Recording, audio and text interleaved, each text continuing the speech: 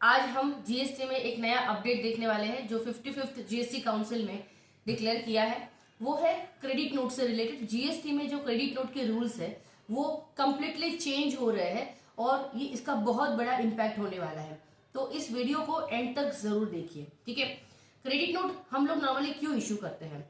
तो समझो अगर हम सप्लायर है, कोई सेलर सप्लायर जो होता है ना, वो क्रेडिट नोट इशू करता है अपने रिसिपिएंट को। अब हो सकता है कि आपने जो इनवॉइस बनाया है वो ओवर वैल्यू कर दिया और उसकी वैल्यू आपको कम करने के लिए आप क्रेडिट नोट इशू कर रहे हैं, या फिर आपकी जो क्वांटिटी है वो आपने ज्यादा लिख ली है इनवॉइस में, वो कम करने के लिए इशू किया है। आपके टैक्स रेट्स में कुछ मिस्टेक हो गई है, वो चेंज करने के लिए, या फिर आपको सेल्स रिटर्न हुआ है, मतलब आपके कस्टमर ने आपको गुड्स रिटर्न किए हैं। तो इन सारे केसेस में आप क्रेडिट नोट इशू करते हैं। इसका मतलब क्या है कि आपकी सेल्स आप रिड्यूस कर रहे हैं। क्रेडिट नोट इशू करना मतलब क्या, आपकी सेल्स रिड्यूस हो रही है, ठीक है।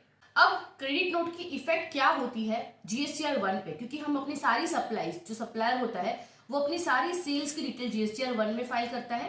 तो क्रेडिट नोट की भी इफेक्ट उसे जीएसटीआर 1 में देनी पड़ेगी और इसकी इफेक्ट से उसकी जो जीएसटी की लायबिलिटी है ना वो रिड्यूस हो जाएगी, ठीक है।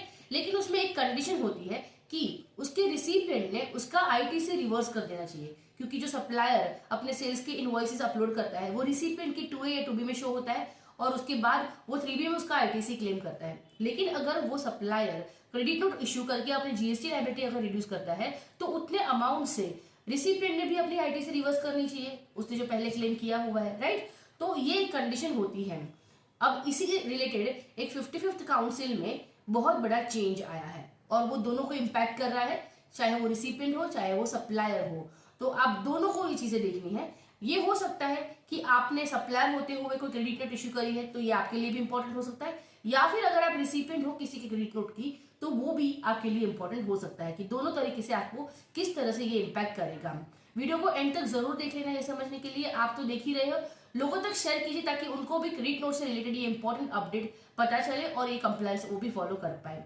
वीडियो अच्छी लगी तो लाइक कर लेना और चैनल को सब्सक्राइब करना, इससे मुझे मोटिवेशन मिलता है, क्योंकि वीडियो देखने में होती है बहुत छोटी लेकिन इसे बनाने के पीछे एफर्ट्स लगते हैं। तो आपका एक सब्सक्रिप्शन हमें मोटिवेट करता है कि ऐसे ही हेल्पफुल वीडियोस आपके लिए और भी बनाते जाए। साथ में taxdecode.com पे मेरे कुछ कोर्सेज है जो बहुत ही अफोर्डेबल प्राइस में है। आप अपनी जीएसटी प्रैक्टिस ग्रो करना चाहते हैं या फिर आपके जॉब पे हाई पोजीशन पाना चाहते हैं तो इन कोर्सेज को सीख के आप बहुत अपना नॉलेज गेन कर सकते हैं और एक हाई पोजीशन पा सकते हैं। कोर्सेज बहुत ही अफोर्डेबल प्राइस में है और बहुत ही डिटेल में है। आप प्राइसेस यहाँ पे उसकी चेक कर सकते हैं। यहाँ पे व्यू डिटेल्स पे क्लिक करेंगे और आप उसकी डिटेल देख लीजिए, कोर्स में क्या क्या कवर हुआ है। अगर आपको रिलेवेंट लगता है तो जरूर इसे बाय करके एक बार देखिए, आपको ये ग्रो करने में और भी हेल्पफुल हो सके, ठीक है। कुछ क्वेरीज है तो आप मुझे कमेंट सेक्शन में पूछ सकते हैं या फिर मेरा टेलीग्राम ग्रुप ज्वाइन कर लीजिए, वहां पे हम क्वेरीज डिस्कस करते रहते हैं। लिंक आपको डिस्क्रिप्शन में मिल जाएगी टेलीग्राम ग्रुप की। चलिए अब एग्जाम्पल के साथ हम समझते हैं क्रेडिट नोट की क्या इफेक्ट हो सकती है। समझो कोई एक सप्लायर है जिसका नाम ए है, वो इश्यू करता है इनवॉइस टू बी जो रिसिपिएंट है, ठीक है। और ये इनवॉइस में उसने ये क्वांटिटी 100, रेट 1000 रखा है और अमाउंट वुड भी 1 लाख, राइट। और उस पर जीएसटी 18% लगा दी, टोटल इनवॉइस वैल्यू 1,18,000 हो गई है। अब सप्लायर क्या करेगा, इसको जीएसटीआर 1 में फाइल करेगा, 18,000 की जीएसटी लायबिलिटी बताएगा और उसको पे करेगा। और बी क्या करेगा, उसका आईटीसी क्लेम करेगा 18,000 का जीएसटीआर 3B में, ठीक है। लेकिन उसके बाद क्या हुआ कि गुड्स वर्थ ₹20,000 वर डिफेक्टिव, तो आउट ऑफ 1 लाख वो 20,000 का गुड्स डिफेक्टिव निकला और बी ने रिटर्न कर दिया ए को, और इसलिए सप्लायर ने, मतलब जो ए है ना, उसने क्रेडिट नोट इश्यू कर दी बी को, ठीक है। क्रेडिट नोट 20,000 की इश्यू करी होगी और उस पर जीएसटी 18% लगा होगा, तो 3,600 का उसने जीएसटी क्रेडिट नोट में लगाया और ये इश्यू कर दी बी को। तो ये क्या हो जाएगा कि जो सप्लायर है ना वो तो अपने जीएसटीआर 1 में क्रेडिट नोट शो कर देगा जहां पे उसको क्रेडिट नोट दिखाना होता है, राइट, और इसकी वजह से उसकी लायबिलिटी कम हो जाएगी। लेकिन रिसिपिएंट क्या करेगा, तो अब रिसिपिएंट के बारे में हम डिटेल में देखते हैं कि क्या होता है इम्पैक्ट इन बीस रिटर्न, मतलब कि रिसिपिएंट्स रिटर्न। ये जो क्रेडिट नोट सप्लायर ने अपने जीएसटीआर 1 में डाली हुई है वो इसको है ना, मतलब रिसिपिएंट को जीएसटीआर 2B में शो करेगा, ठीक है। और फिर 2B से वो 3B में रिवर्स होके इतना आईटीसी आ जाता है, या तो फिर 3B में मैन्युअली इसको आईटीसी रिवर्स करना पड़ता है। लेकिन ऐसा नहीं हो रहा है।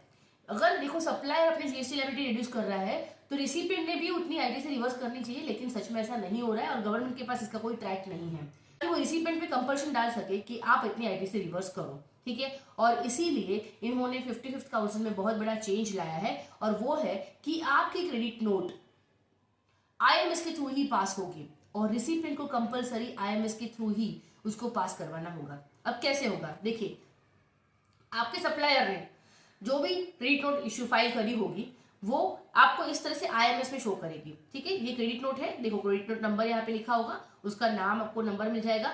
आपको एक्सेप्ट या रिजेक्ट करना है। ठीक है, आपको कोई एक एक्शन इसमें जरूर लेनी है, मतलब कि रिसिपेंट के लिए इसमें एक्शन लेना जरूरी है। अगर वो एक्सेप्ट कर लेता है इसको तो वो रिफ्लेक्ट करेगा उसके 2B में, और 3B में वो उसका आईटी से रिवर्सल करके मिल जाएगा। ठीक है, तो ये हो गया एक्सेप्ट का सिचुएशन। लेकिन अगर वो रिजेक्ट कर लेता है तो रिजेक्शन में क्या होगा कि मिस्टर ए मतलब जो सप्लायर है ना उसकी लायबिलिटी फिर से इंक्रीज हो जाएगी। तो बी पे डिपेंड करता है, अगर बी को लगता है कि नहीं क्रेडिट नोट नहीं है, मेरी नहीं है, या कोई भी रीजन से वो रिजेक्ट कर देता है तो फिर से सप्लायर की लायबिलिटी इंक्रीज हो जाएगी।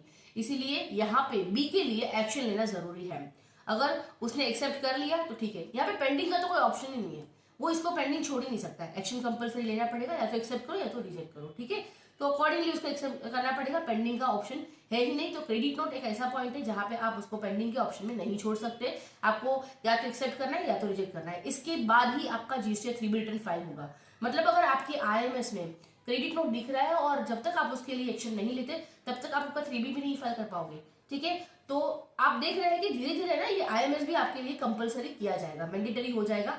अब तक जो ऑप्शनल है ना उसमें ये एक पॉइंट डाल दिया कि इसके अलावा आप 3B रिटर्न फाइल नहीं कर पाओगे, तो ये एक पॉइंट आ गया। इसी तरह से धीरे धीरे आपकी मैंडेटरी होने वाली है। ठीक है, तो आप देख सकते हैं कि आईएमएस किस तरह से फाइल होती है, उसकी लिंक आपको डिस्क्रिप्शन में मैं दे दूंगी। आप आईएमएस में किस तरह से एक्शन लेंगे, क्या एक्शन का क्या इम्पैक्ट होता है आपके 2A 2B और 3B पे, या फिर आप अगर एक्शन नहीं लेते तो क्या होता है, आपके पास कितना टाइम पीरियड है, बहुत सारी चीजें आईएमएस से रिलेटेड मैंने वहां पे डिस्कस करी हुई है। आप उसको जरूर एक बार देखें और समझिए आईएमएस क्या होता है, क्योंकि धीरे धीरे वो कंपलसरी होने वाला है। तो इससे अभी से ही हैबिचुअल हो जाते हैं तो आपके लिए जब वो मैंडेटरी हो जाएगा तब बातें ईजी बन जाएगी। इसीलिए रिसिपेंट के लिए आईएमएस में क्रेडिट नोट के लिए एक्शन लेना जरूरी है। वीडियो अच्छी लगी तो लाइक जरूर कीजिए और लोगों तक शेयर जरूर कीजिए ताकि वो भी ये इंपॉर्टेंट अपडेट समझ पाए। मेरे यूट्यूब चैनल पे अगर आप जाते हैं तो आपको बहुत सारे इंपॉर्टेंट वीडियोस और यूजफुल वीडियोस आपके लिए मिल जाएंगे, आप चेक कर सकते हैं, आपके लिए जो रिलेवेंट है उसको देख सकते हैं। साथ में यहाँ पे सब्सक्राइब का जो बटन है उसको आप क्लिक कर दीजिए और मेरी चैनल को सब्सक्राइब जरूर कीजिए, मुझे मोटिवेशन मिलता है।